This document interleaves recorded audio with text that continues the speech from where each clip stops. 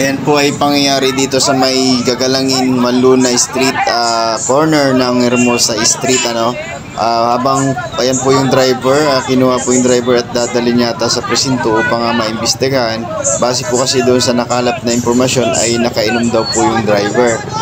Kaya dali-dali siyang kinuha at dinala dadalhin sa presinto upang hindi na siya makatakas. Yan po yung jeep na kanyang dinadrive at yung nasagasaan po niyang motorsiklo ayan doon po sa kanya sa ilalim. So bali po kung mailalim po yung motorsiklo, ayan po kung makikita po ninyo, halos kinain siya ng jeep at mapunta sa loob talaga ng jeep, ano.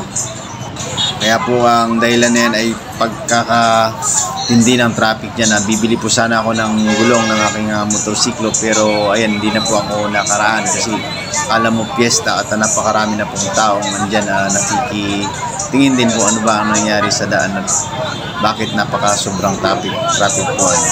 Kaya naman hindi ko rin napigilan na tumingin kung bakit ba ganyan ang traffic. Kaya ayan po, mayroon palang insidenteng nangyari at ayan nga, ang sabi pa nila ay mayroon pa daw pong nawalan ng buhay, pero po yun po ay hindi ko po sigurado, pero kasi malayo po ako at hindi ko malapitan kasi naparami pong tao na andyan sa paligid na marami nakikiusyoso po.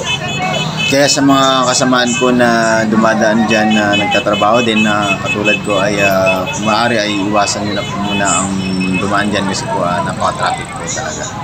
Sa mga katulad ko na driver, ayan po yung jeep, ano, medyo malakas po yung pagkakapangga.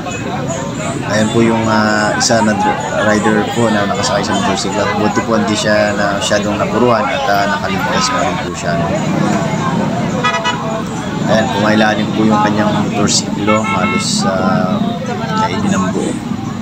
Ingat po tayo mga ka-riders, ano, sa mga ganitong insidente ay hindi po talaga natin na naiiwasan, pero ingat lang po at pray para hindi lang po sa lahat ng pagkataon ay maranasan po natin yung mga ganitong insidente.